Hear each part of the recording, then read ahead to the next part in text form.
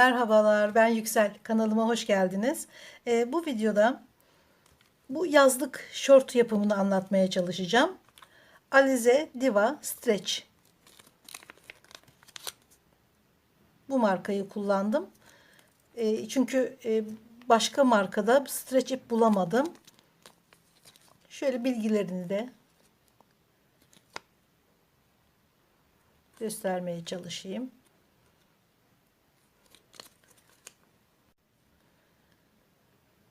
İki numara tığ kullandım. Bu şortu başlarken tamamını trabzan olarak örmek istedim. Çünkü sadece plajda değil, gün içerisinde de tatil bölgelerinde, yazlık yerlerde rahatlıkla gün içerisinde de giyilebilecek şekilde olsun diye dekoltesiz, içi göstermeyen ikili trabzanlarla örmek istedim. Fakat sonradan biraz dedim hareketlilik kazansın şort. Şöyle bir kafes sırası yaptım. 1, 2, 3, 4, 5, 6, 7 sıra koymuşum.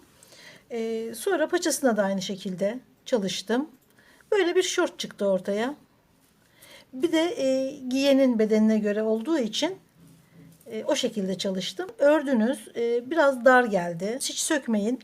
Moralinizi de bozmayın. Hafif bir buharlı ütüyle istediğiniz ölçüye getirebilirsiniz. Yalnız tek şart buharı çok son kademede kullanmayın.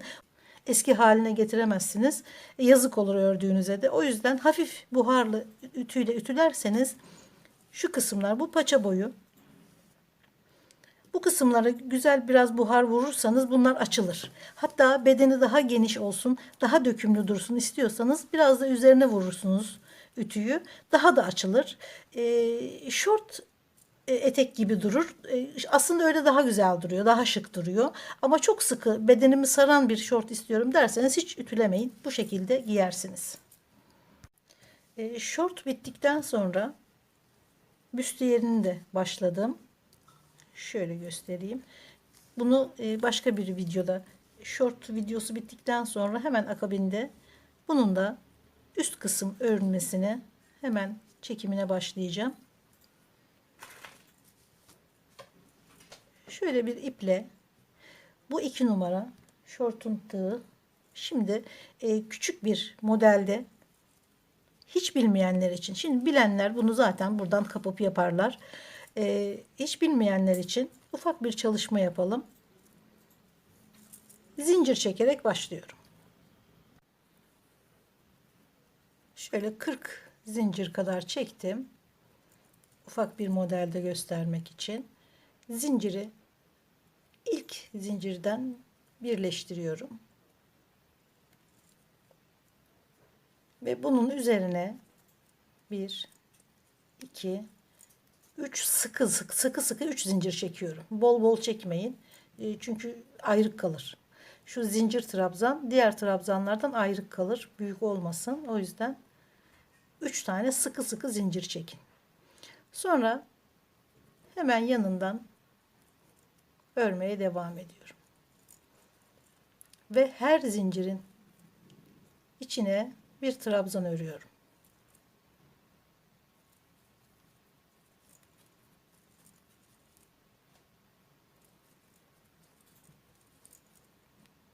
Sıra sonuna kadar geliyorum.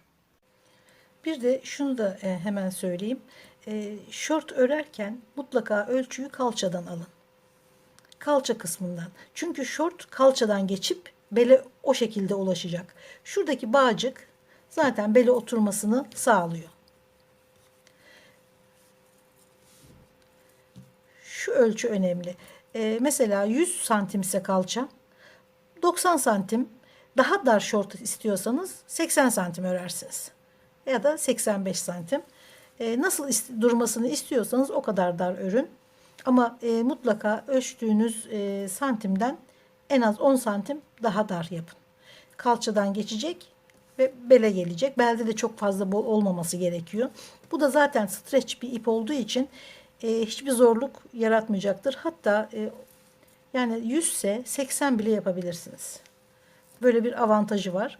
Yani bu 34 beden ama biraz dar olarak 36 beden bile çok rahat kullanabilir. Streç olmasından kaynaklı. Şimdi Örgüye devam edelim. Sıra sonundaydık. Hemen ilk zincir trabzana bağlıyorum örgüyü. 1, 2, 3, 4 zincir doluyorum.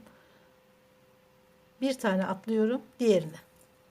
Kafes yapıyoruz. Şu beldeki şu kafes örgüyü yapıyoruz. Bir zincir doluyorum.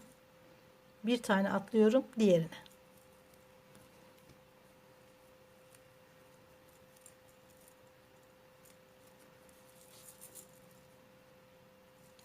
Bir zincir, bir tane atlıyorum diğerine.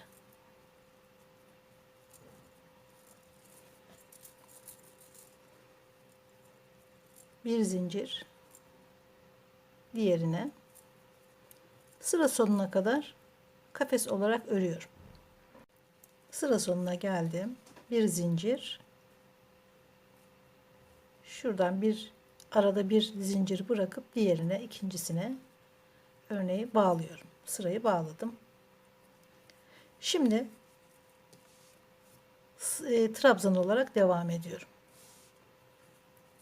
1, 2, 3, gene sıkı sıkı 3 zincir. Boşluğun kafesin içine bir trabzan. Trabzanın üzerine bir trabzan.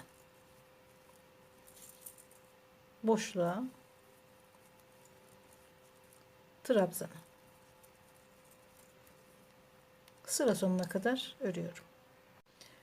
4 sıra trabzan ördüm. Çünkü modeli birebir öremeyeceğim için, bu çok ufak bir sadece model olduğu için zaten şurayı nasıl ördüğümü gösterdim. Aynı buradaki örgü tekniğini aynı burada da çalıştım.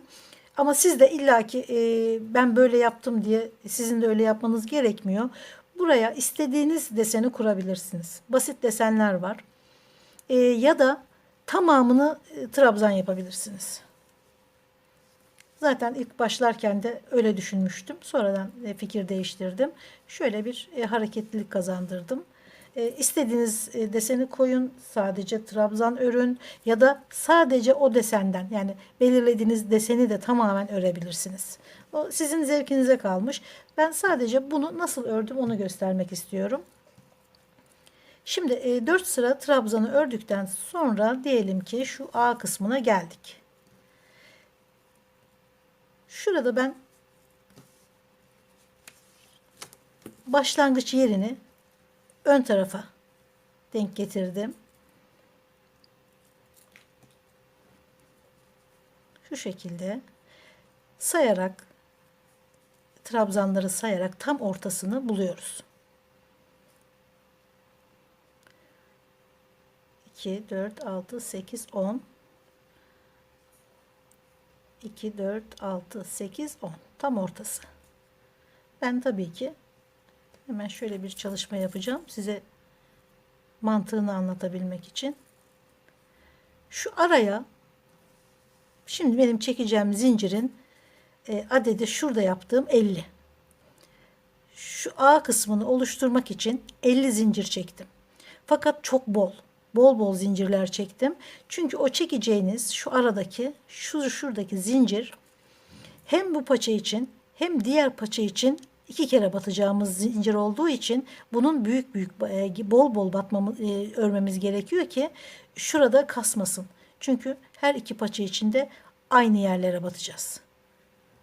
O yüzden zincirleri bol örün, A kısmı kasmasın.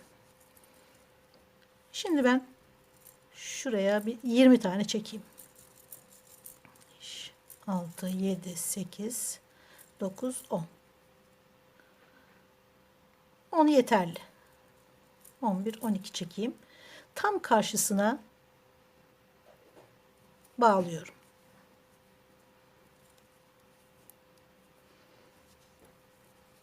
Şimdi şu A kısmı, şurası. Bu başlayacağım. Şu şekilde yuvarlak öreceğim bir paçası. Sonra aynı şekilde gene aynı yerlere batarak diğer paçasını öreceğim. Şu şekilde. Ben biraz şu A kısmı, ben biraz paçasını uzun tuttum. Siz isterseniz şurada da bırakabilirsiniz. Yani tamamen sizin nasıl bir şort giymek istediğinize bağlı, deseni de modeli de. Siz kendiniz ayarlayın. Ben biraz uzun tuttum. Siz daha kısa tutabilirsiniz. Hatta daha uzun yapıp etek şort yapabilirsiniz. O sizin zevkinize kalmış. Başlıyorum şimdi trabzan örmeye. 1, 2, 3. Hatta şu zincirden ben başlayayım. Ters oldu çünkü bu tarafa dönersem ters oldu. O yüzden 1, 2, 3 zincir. Zinciri örmeye başlıyorum. İlk sıram zinciri örerek olacak.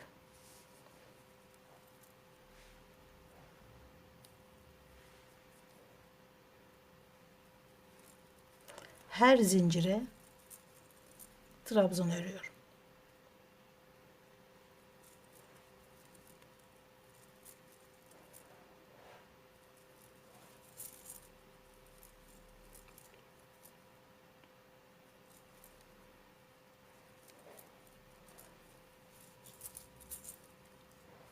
Tekrar buraya gelene kadar örmeye devam ediyorum. Sıra sonuna geldim. Başladığım noktaya sırayı bağladım. Bu ufak bir model olacağı için hemen ipi kesiyorum. Diğer tarafa geçiyorum.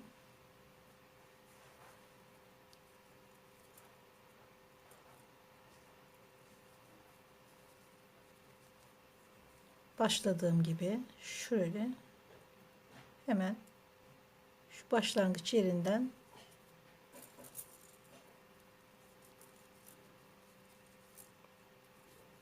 bir, iki, üç, sıkı sıkı 3 zincir çektim.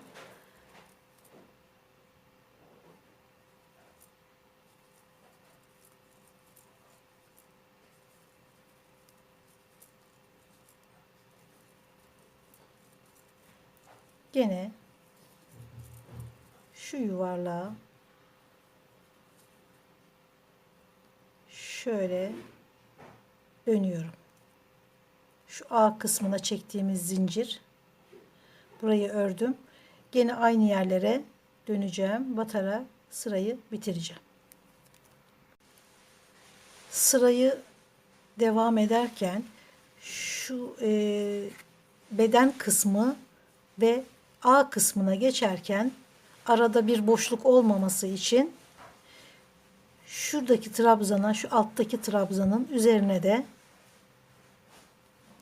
batıyorum ki arada üçgen şeklinde bir açıklık kalıyor çünkü. O kalmaması için şurada başlayan trabzanın üzerine fazladan bir trabzan örüyorum. Çünkü üçgen şeklinde bir delik kalabilir orayı örmezsek şortta. Bu şekilde kapatmış oldum. Ve sırayı şu A kısmını aynı yerlere batarak örmeye devam ediyorum.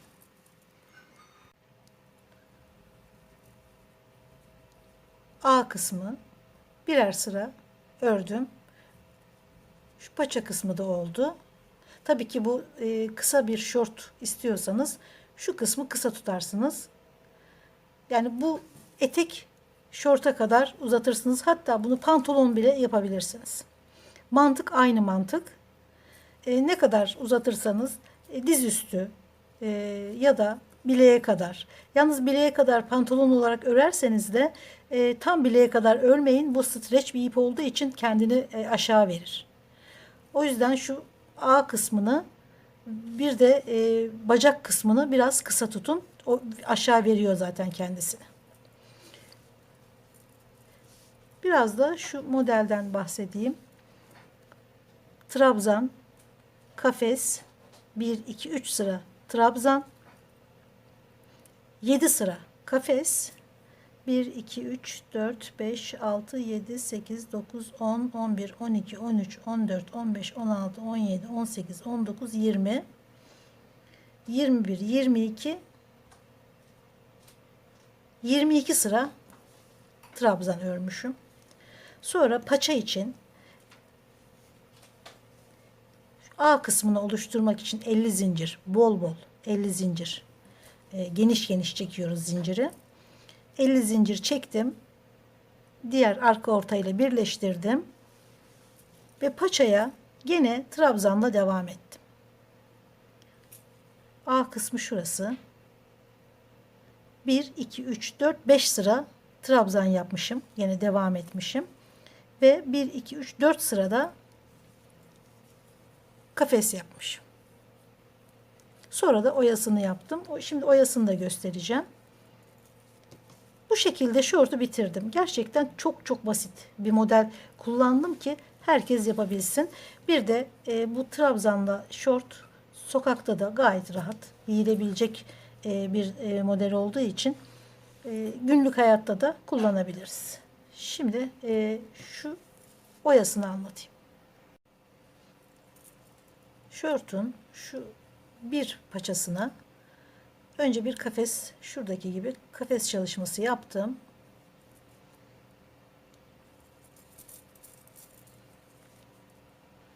Boşluğun içine hemen giriyorum.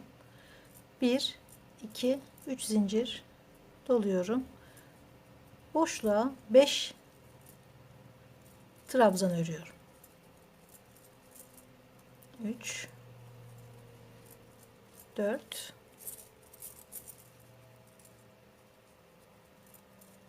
5. Sonra yandaki boşluğa bağlıyorum. Tekrar doluyorum. Yanındaki boşluğa tekrar 5 trabzan.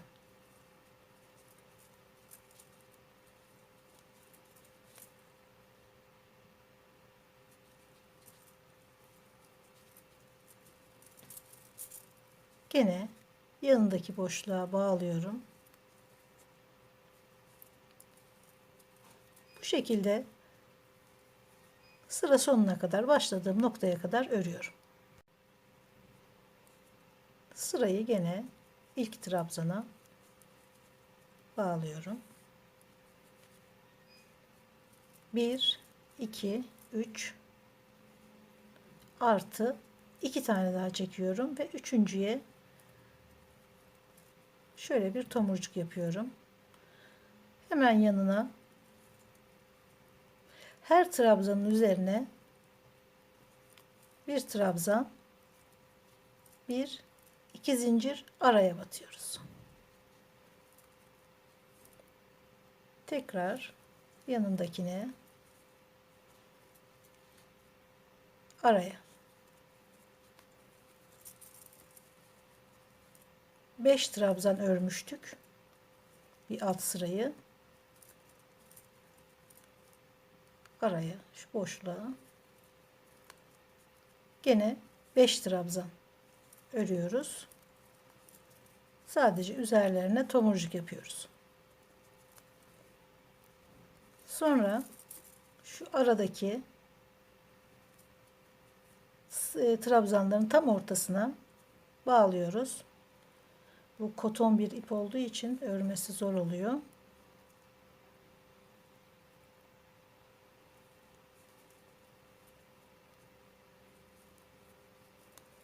Evet, şuraya bağlıyorum. Tekrar doluyorum.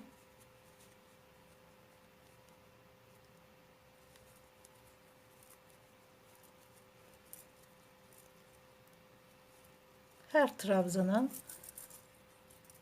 batarak bir trabzan örüyorum. 2 zincir araya batıyorum. Tomurcuk yapıyorum.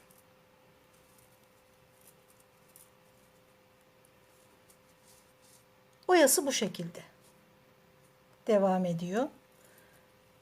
Şortta anlatacağım pek bir şey kalmadı. Dediğim gibi zaten basit bir model. Yeni başlayanlar için de ideal bir model bence. Şimdi bu videodan sonra hemen büstiyerini örmeye başlıyorum.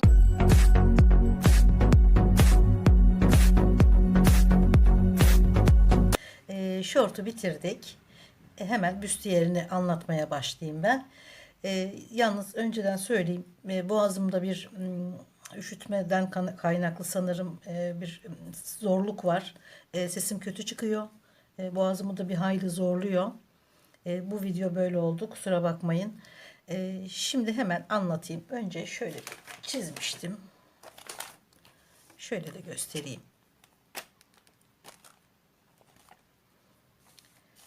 Boydan boya şu örgü şöyle boydan boya 70,5 santim. Katlarsak şöyle 17 santim. 17. Şu yükseklik şurası 10 santim. Şurada yazmışım.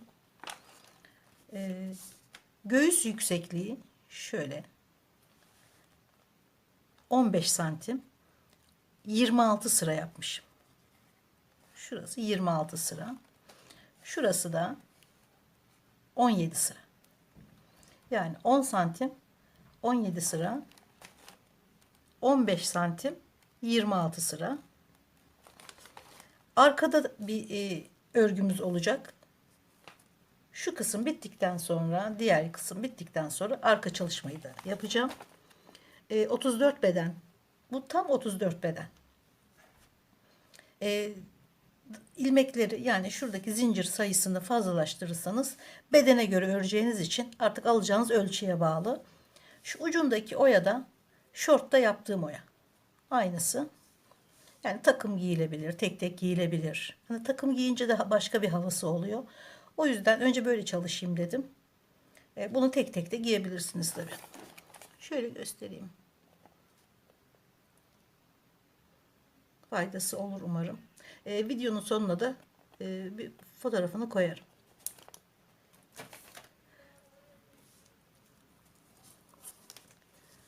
Şuradan başladım.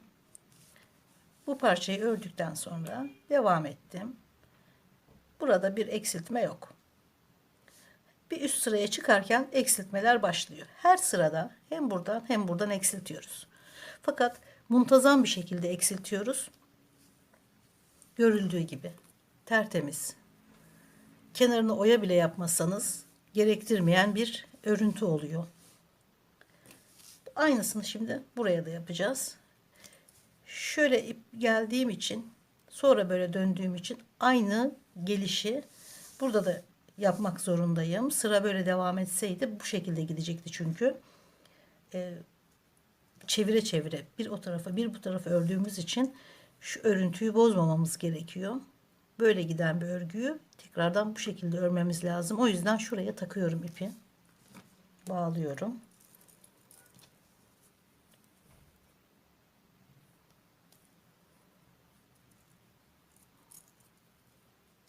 Yalnız örgüyü sakın sıkmayın örerken. Bu streç ip. Sıkmadan, hiç ipi bozmadan nasıl duruyorsa o şekilde örün ipi. Artık bunu çıkarayım.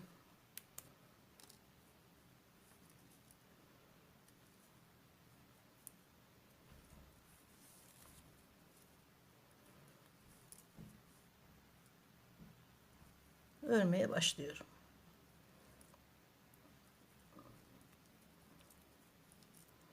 Bunu düz öreceğim. Dönüşte eksiltmeler başlayacak artık.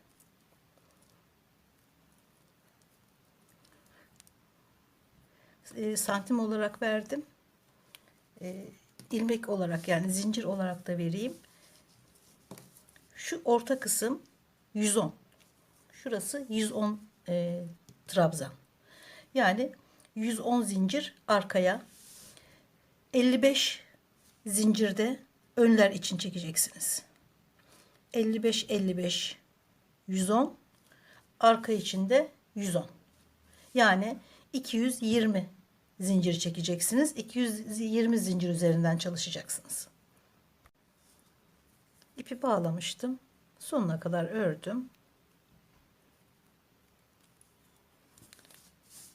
Kesmenin ilk sırasında hiçbir eksiltme yapmadığım için burada da yapmadım. Şimdi dönüyorum.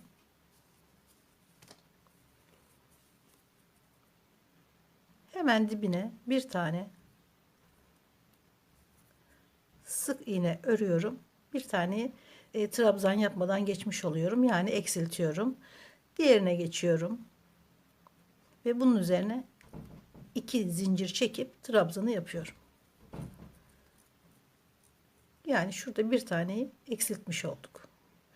2 zincirle de diğer trabzanın üzerinden devam edeceğiz. Sıranın başına kadar örüyorum. Sıra sonuna kadar ördüm. Şurada zincirle çıktığım bir trabzan, bir de yanındaki trabzan, yani 2 tane kalana kadar ördüm. Şuna hiç batmayacağız. Şu zincirle çıktığımız yere batmayacağız. Bu bizim eksiltmemiz oluyor. Ondan öncekine de bir sık iğne yapıyorum. Yani bu eksiltme olmuyor. Sadece iki kere çıktığımız şu ikili trabzanı küçültüyorum. Burada da eksilirken trabzan boyunda büyük büyük basamaklar oluşmuyor. Görüldüğü gibi sanki cetvelle çizilmiş gibi bir kesme oluyor. Şu muntazamlığı yakalamak için şu keseceğim, yani keseceğimiz ilmeğin trabzanın bir öncekine sık iğne batıyorum. Çeviriyorum. Şimdi o sık iğneyi eksilteceğim. Hemen dibine. O sık iğnenin üzerine bir sık iğne daha yapıyorum. Yani şurada bir trabzan örseydim, dönüşte eksilttiğimde bir trabzan boyu bir basamak basamak oluşacaktı şuraları. Bunu önlemek için sık iğne ile bitiriyorum. Sık iğne ile dönerken o son ördüğümü eksiltmiş oluyorum. Şurada bir sık iğneyi ördük üzerine. Sonra tekrar yanındakine bir tane daha örüyorum ve oraya 2 zincir çekiyorum. Devam ediyorum. Sıranın sonuna kadar örüyorum. Sıra sonundayım. Gene zincirle çıktığım şu trabzan, bir de onun yanındaki 2 tane kalana kadar ördüm. Bir tane sık iğne örüyorum. Sonuncusuna hiç örgü yapmıyorum. Çünkü o bizim eksiltmemiz oluyor. Onu örmeden dönüyorum. Bir tane eksiltmiş oluyorum. Sonra son ördüğüm sık iğnenin üzerine tekrardan aynı yere bir kere daha batıyorum. Son ördüğüm sık iğnenin üzerine tekrar sık iğne yaparak burayı da kapatıyorum. Yani burada da şu andaki sırada da bir tane eksiltmiş oluyorum. Hemen yanındakine bir sık iğne daha örüyorum ve 2 zincir çekiyorum. Trabzanını yapıyorum. Birer tane eksiltmiş oluyoruz. Bu güzel bir eksiltme tekniği. Örgüleriniz çok güzel, çok muntazam olur. Bu şekilde yaparsanız. Yani sırayı bitirirken ikili trabzanı küçülterek, son trabzana sık iğne batarak döndükten sonra da onun üzerine bir sık iğne daha yaparak sonra tekrardan trabzan olarak devam edin. O zaman da şu şekilde bir görüntü elde edersiniz ki gerçekten çok güzel. Sıra sonuna geldim.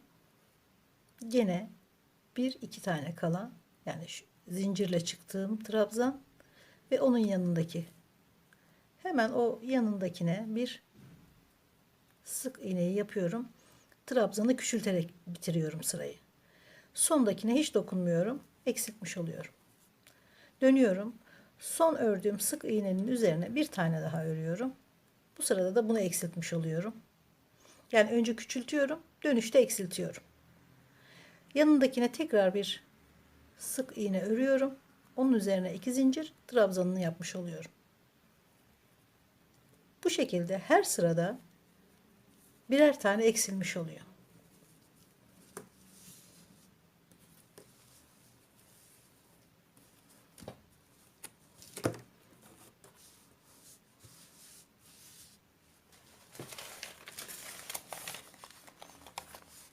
15 santim 26 sıra demiştik.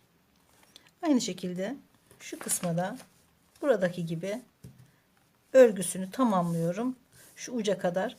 Şurayı serbest bıraktım. Boyunda ne kadar rahat duruyorsa o kadar şuradan sökebilirim. Oraya kadar getireceğim.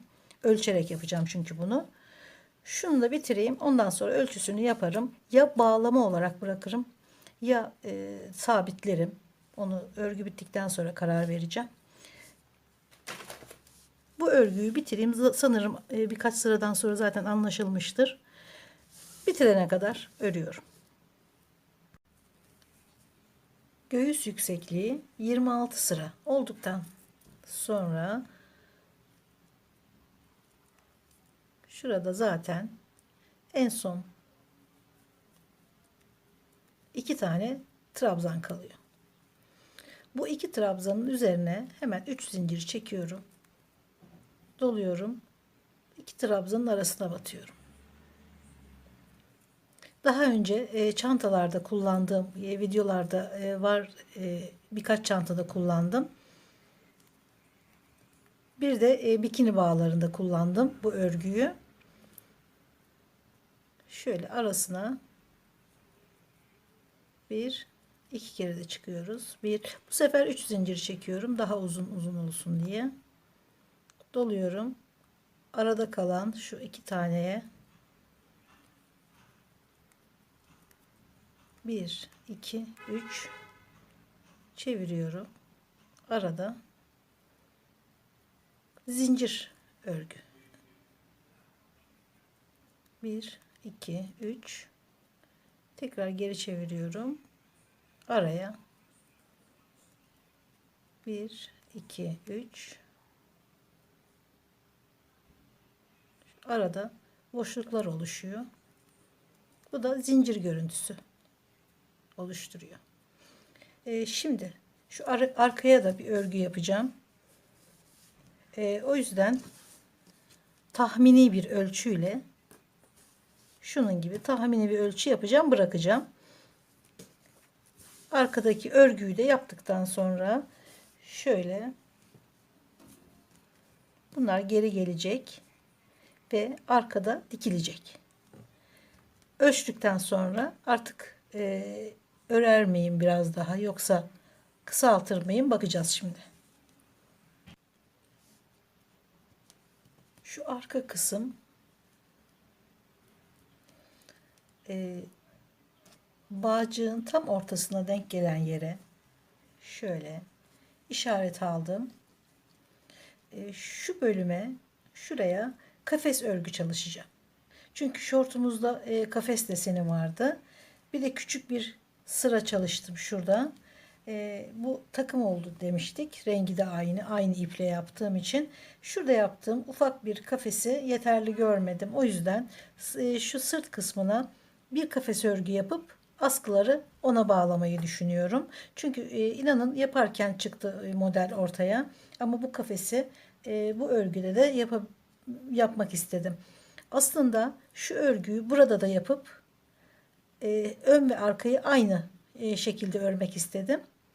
Sonra acaba dedim bağcıkları daha kalın örüp şuradan diksem mi? Ama olmadı çünkü şu kafesi bir şekilde bu örgüye yerleştirmem gerekiyordu.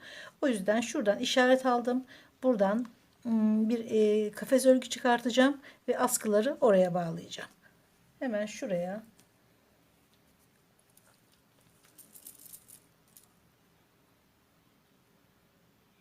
ipi bağlıyorum.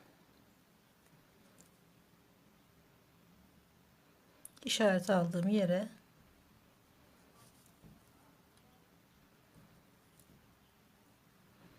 şuradaki 28 trabzandan sonra aldım işaretleri. İki tarafta da 28 trabzan bıraktım. Tabii bu benim sadece şunda yani bunda yaptığım ölçü bunlar. Sizin yapacağınız tamamen alacağınız ölçüye bağlı.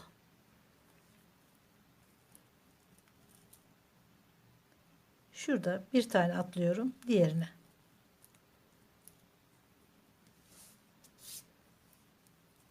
Bir zincir. Şortta yaptığımız gibi diğerine bir zincir, bir diğerine,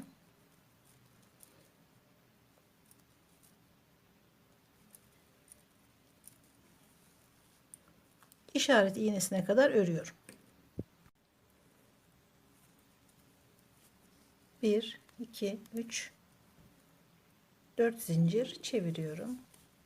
Bir üst sırayı örüyorum. Bir zincir ve her trabzana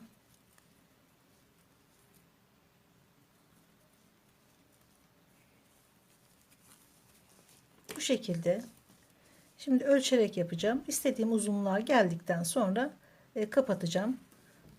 Örgü bitmiş olacak ve kenar şurada düğme dikeceğimiz, ilik açacağımız yer var. Ufak bir çalışmamız olacak ve şu kenarları da toparlayarak bir ince oya geçeceğim. Arka ortaya kafes çalışmasını ördüm.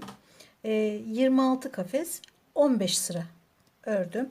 Aralarda da koltuk altı kısımlarında da 28 trabzan bırakmıştık. Bu tabii ki bu ölçü. Sizinki değişecek. Bu sadece size fikir verecek, o kadar. Kafesin şöyle sonuna geldiğimde karşılığındaki şu örgüyü, bağcığı ters döndürmeden düzünden şöyle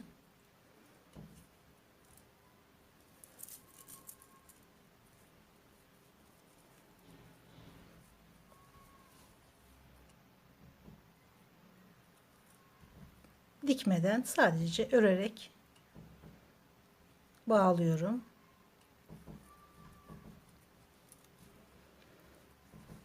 Askıyı bağladım. Şimdi diğer uca kadar kafes değil, sık iğne gidiyorum. Bir araya, bir trabzanın üzerine ama bol bol. Sakın sıkmayın örgüyü.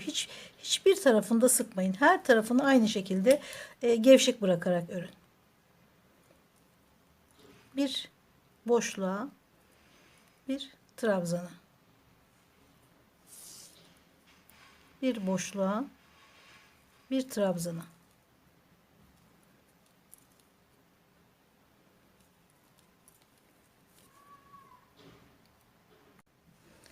Şu köşeye geldiğimde son kafes kalana kadar ördüm.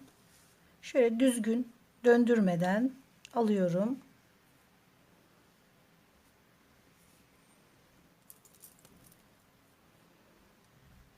Arasından şöyle bağlıyorum. Bir kez daha sağlamlaştırıyorum. Şimdi buradaki gibi bağladım. Bu son ördüğümüz oya, kıyafetteki ince oya, kıyafet bitiminde toparlar. Ana hatlarını ortaya çıkartan bir örgüdür kenar oyası. Şimdi burada dikme yapmak istemedim, iplik gözükmesin diye. Örerek yapayım dedim. Zaten örülecekti. Dikmeye gerek yok, o yüzden. Örerek bağladım. Geldim. Şimdi bunun üzerinden de geçeceğim. Buraya kadar geleceğim. Şuradan iliklerimi de açacağım. Şimdi onları da göstereceğim. Sonra tekrardan buradan takacağım. Gene üzerinden örerek buraya kadar geleceğim. Sonra da aynı işlemi şu kol aralarına da yapacağım. Bu askının üzerinde, şu çalışmayı askının üzerinde de yapalım. Ortaya değil de örgüye batalım. Geniş olan tarafa 2 kere, bir kere de şöyle ortaya, örgünün içine, gene şu boşluklara, şu boşluklara, örgünün içine 1 2, bir de şöyle örülürken ki o kalın yere bir kere batalım.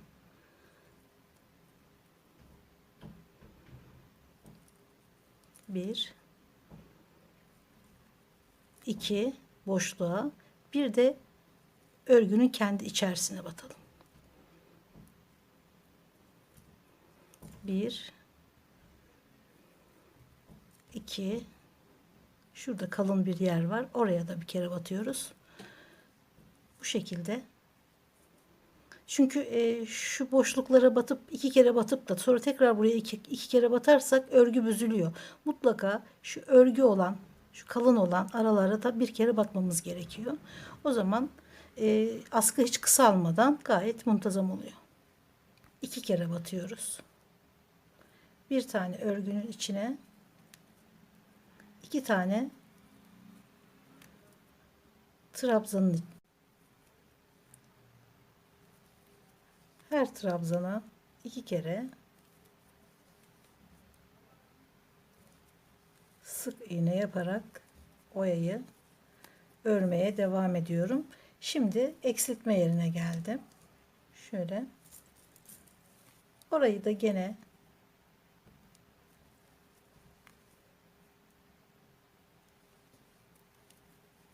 örgüyü şöyle bir bakın örgüye nasıl duruyor.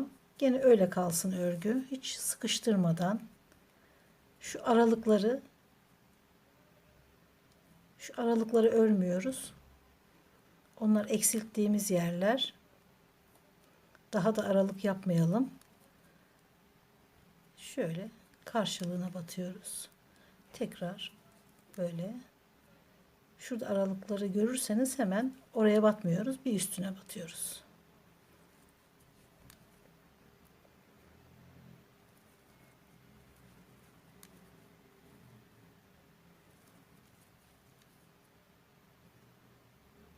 Örgünün de içine batıyoruz.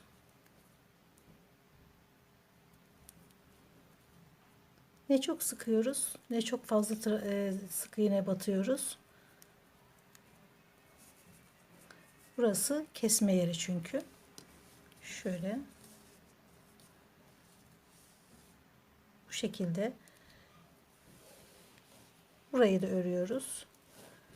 Buraya geldikten sonra hiç koparmadan ipi hemen koltuk altında aynı şekilde örüyoruz. Her iki tarafı da. Ve düğmeleri diktikten sonra örgümüz bitiyor. Evet, bluzu ya da büstiyeri diyelim bitirdim. Düğmelerini de diktim. Gayet şık, hoş bir büstiyer oldu. Şortla gayet uyumlu desenleri.